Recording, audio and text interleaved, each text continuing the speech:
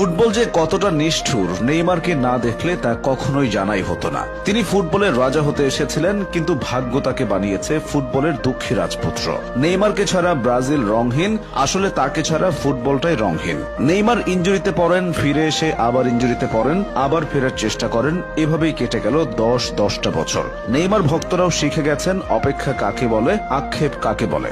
Injury মুক্ত Neymar প্রতিপক্ষকে কি করতে পারেন তা সবারই জানা, কিন্তু প্রমাণের সুযোগই তো পান না।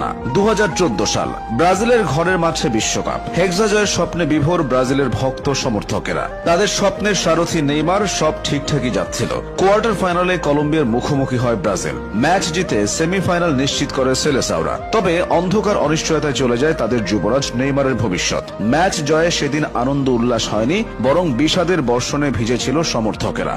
কলম্বিয়ান খেলোয়াড়ের করা এক অপ্রয়োজনীয় ট্যাকেলে শত কোটি সমর্থকদের হৃদয়ে রক্তক্ষরণ ঘটিয়ে স্ট্রেচারে করে মাঠ ছাড়েন নেইমার। মেরুদণ্ডে বড়সড় ক্ষতি হয়। তারপর থেকে বারে বারে ইনজুরিতে পড়েছেন, হারিয়েছেন স্বাভাবিক ছন্দ, জুটেছে অভিনেতা তকমা। রাজপুত্র থেকে রাজা হওয়া হলো না। নেইমার সম্ভবত বিশ্বের একমাত্র ফুটবলার যিনি কিনা টানা 3টা বিশ্বকাপ ইনজুরি নিয়ে খেলেছেন। 2014 বিশ্বকাপের ভয়াবহতা ভুলে 2018 সালের বিশ্বকাপে এসে আবারও দুঃসংবাদ পান নেইমার। এই বিশ্বকাপে তিনি পুরোপুরি ফিট ছিলেন না। তার উপর প্রতিপক্ষ খেলোয়াড়ের ট্যাকেলের পর বারবার মাঠে ড্রাইভ দেওয়া নিয়েও সমালোচনার শিকার হন। এরপর আসে কাতার বিশ্বকাপ, এবারও ইনজুরির হানা। তবুও ক্রোয়েশিয়ার বিপক্ষে নেইমার সেরাটা দিয়েছিলেন। বারবার প্রতিপক্ষের রক্ষণে ত্রাস ছড়িয়েছেন, গোলকিপারকে কাটিয়ে দুর্দান্ত গোলও করেন। তখন কে ভেবেছিল কয়েক মিনিট পরই আরো একটি দুঃখের গল্প রচিত হবে? মেসি রোনালদোর মতো নেইমারও বড় বড় শিরোপা জিতেছেন। ব্রাজিলের জন্য মরীচিকা হয়ে থাকা অলিম্পিক ফুটবলের সোনাও ধরা দিয়েছে নেইমারের সৌজন্যে। তবে সেসব এখন সোনালী অতীত।